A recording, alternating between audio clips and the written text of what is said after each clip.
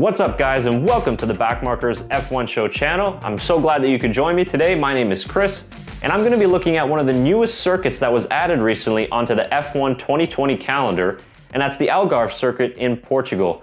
Now obviously with the whole situation in the world, it's been a pretty complicated schedule for Formula One, and unfortunately we're not going to be able to see tracks like Zandvoort or Hanoi on the 2020 calendar like we were supposed to. But I'm actually really happy that F1 has added some new tracks this year that we've never even been to.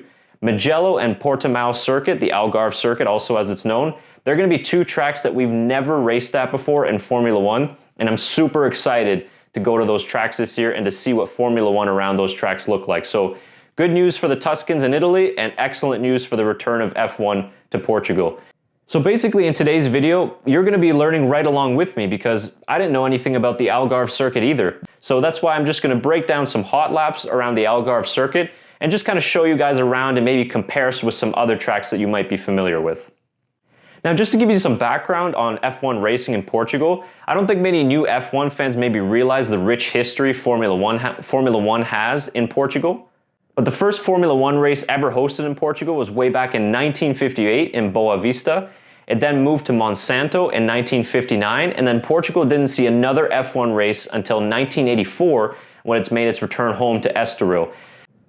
But ultimately, again, Portugal would lose their F1 race after 1997, and we haven't been back to Portugal for an official race since. We've had some testing sessions done there, and a couple of F1 teams have run cars around here, but nothing official in a test session or in a race otherwise. Okay, so before I take you around the Algarve circuit, I just wanted to tell you a little bit about this track and give you some more details about it. The Algarve circuit, also known as the Portimao circuit, it's a clockwise 4.7 kilometer track. It's got 16 turns and it has a technical mix of slow and fast speed corners. One of the things that makes this track really unique and I think very exciting is the fact that it has so many massive gradient and elevation changes throughout the track. It's very similar to like a Circuit of the Americas or like a Spa.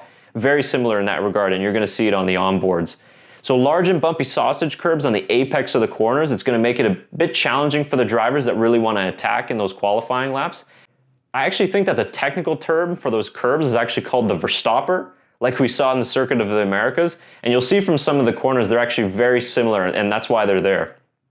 So it's a bit difficult to know exactly how the F1 cars are going to react around this circuit just because it's brand new, and especially the modern cars haven't run around this track, but I think as you'll see from the onboard, it should be very, very exciting. So because this circuit is brand new to us, it's a lot easier just to compare it to circuits that we already know just to kind of get an idea of what it's going to be like. And experts have compared it to the old Nürburgring, or as I mentioned before, the Circuit of the Americas and something like Spa. And you'll see from the onboard that Sector 3 at the Algarve circuit, very similar to Sector 3 also at the Circuit of the Americas with the long winding right-hand corners. And another thing to note is that the current layout at the Algarve circuit, very similar to Turn 1 in Suzuka, as you'll see from the onboard, but just an important note on that as well, guys, that Formula One will most likely modify the Turn 1 that you're gonna see in the video here today. Now, this track is available on Project Cars 2 right now at the moment, but they do not have the modified layout that they're expecting to use. They're probably gonna put in a chicane just because they were concerned about the high entry speeds and potential safety concerns. And also they think if they put in a hairpin, it might promote a little bit more overtaking. So we'll see if that's true, although I would love to see current F1 cars with the layout that we're gonna see here today. I think it would be pretty spectacular. I also think the good news about the Algarve circuit is that it looks like it's going to be overtake friendly for Formula One. I mean, the track, it's pretty wide, so there's a lot of room for overtaking, and there's also a good mix of low speed corners and with the high speed corners. And as you'll see in the onboard lap, there's some decent big braking zone as well into hairpins, so it should be a lot of chances for drivers to overtake, which is a good news. Now with that said, you've got all the technical info and little bits of information you need to know about the Algarve circuit.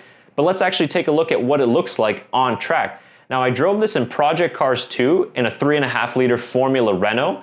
So what I'm gonna do is I'm gonna play the onboard lap in the cockpit camera, and I'll just let the lap run through so you can get a feel for what the circuit looks like. Then we'll come back and I'll do some of my own commentary over that lap, and then we'll finish off just with an off-board lap so you can guys get some more information on the circuit in Portugal. All right, let's go take a look at the lap.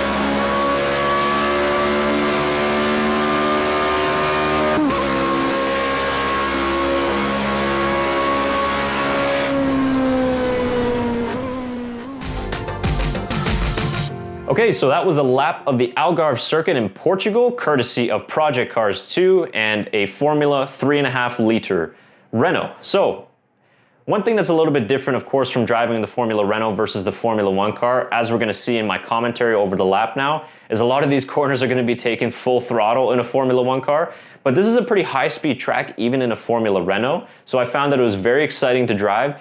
Difficult to get to know. It definitely took me a couple laps of having the driving line on to know exactly where I'm going, and the blind apexes are really tricky, so it takes a little while to get used to, but when you get it right, it's very, very exciting track. Okay, so let's start the lap here. Now going into turn 1, so as I mentioned guys before, this will most likely be modified by Formula 1. As you can see here, it's a pretty high speed entry, and that's what I was talking about. It's very similar to Suzuka. If I just back it up here a little bit, it's very similar to Suzuka in the way you throw the car into the first turn, and then there's another turn that comes right after that, but then here's another one as you go into turn 3. Now, if I pause it right here, you can see on the entry corner to the curb, you see the big yellow sausage curb, or verstoppers, whatever you want to call them. These curbs are really, really tricky. You don't want to get those outside wheels onto those curbs, so you want to keep the car right onto the red, white, and strip curbs here, hitting the apex nice and cleanly. So out of turn 4, turn 5 here is flat, and I'm just going to pause it here. So this is what I was talking about before with the elevation changes. When you're sitting on the floor of a Formula 1 car and you're looking up, you really can't see the exit of the corner. You can only see the apex here. And as we get to some of the later corners, you can't even see the apex just because of the elevation changes. So very, very similar to Spa in that regard, or let's say turn 9 at the Circuit of the Americas. So turn 5, this is flat in a Formula Renault, so it should be easy flat in an F1 car. Now this is one of the longer straights heading into a bigger braking zone in turn 6. So if I just pause it here on the entry to the apex, I missed it just a little bit, so I outbraked myself just slightly. But again, you see at these slower speed corners and the hairpins, filled with these yellow sausage curves. So you probably won't have to get anywhere close to those curves, but maybe in the race, for example, if you have to take an evasive maneuver to watch another car, it could damage the car, possibly running over those sausage curves. So out of turn 6, stay to the right-hand side, coming over to the left. Turn 7 is flat in the Formula Renault. And then here comes turn 8. So this is one of the more trickier, challenging sectors on the entire circuit, which is here sector 2. So if I back it up just a little bit here, coming out of turn 6, turn 7, not much of a turn, but as I pause it here after turn 7, just here, right as you start to go over the hills when you only see corner 8 emerge. So this is the first blind apex of the circuit, which it took me a couple tries to get first time just because I didn't even see it coming over the crest. So you hook the car to the right, you hit the apex curb right there. You want to get the car close to this red and white curb. If you run, you can easily run wide on this circuit. So as the experts always say, and the driver coaches will always say, you win more time on corner exit than you do on entry. So slow in and fast out, so don't try to win too much time on the entry to this corner. And then right away afterwards, you got the other corner, turn 9, Samsung, and then this is another one where there's a change of elevation and you're going to be going uphill right away. So you hook the car into the inside of the apex, I missed it slightly there, and then over the hill once again, and then you're going to be coming into turn 10, which is flat in the Renault. And now this is the trickiest part of the circuit in my opinion, and the one I found most difficulty with. As you come over turn 10 here, heading into 11, Portimao, it's completely blind, and it's a very quick double apex corner, but the second apex comes even quicker than the first one does. So as you hook the car over, you got to immediately get it over to the right, first apex there, and second one right there. So I overshot it there, as you can see. Let me just back that up once again so you can see it. So as you come over the hill once again, you can see just how blind it is. So you have to immediately anticipate the next corner for turn 11. And here it is, hook the car all the way to the right, and then right on the brakes, just missed the apex again, but it's okay because the track is wider, so you can allow yourself to run off a little bit, but you will lose track time by going wide there. Now that the complicated stuff is over, turn 12 is an easy flat. As we head into turn 13, a smaller braking zone, but you can win some time there. Once again, I went slightly wide.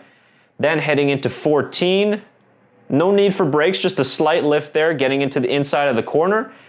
And then this is very similar to sector 3 of the Circuit of the Americas, and the rest of the lap here is flat through. Get the car to the right so you don't run out wide to the left, and you're all the way flat as you run down to the start-finish straight. Most likely there will be a DRS zone here as well, and that is a lap of the Algarve Circuit in Portugal. So there you have it. Let me know in the comments below what you think of the Algarve Circuit. Personally, it looks like it's going to be excellent for Formula One. I'm really excited about this track. All of the elevation changes and the bumpiness and the good overtaking opportunities. I'm very much looking forward to this race in Portugal. I'm very happy for the Portuguese F1 fans that they have a race back on the F1 calendar. But now I want to know what you guys want to think. So drop your thoughts and comments down in this video below. What do you think of this circuit? Where do you think the best overtaking opportunities are? And if you'd like to see me break down more of the new circuits added to the calendar like Imola or Mugello, please let me know in the comments below, and then I'll be doing a video on those tracks as well. Thanks very much guys for watching. I hope you check out the rest of the videos on the Backmarkers F1 Show channel, and if you like what you see, please hit that subscribe button, give us a like, and share it with your friends. We appreciate all the support, and we'll see you next time.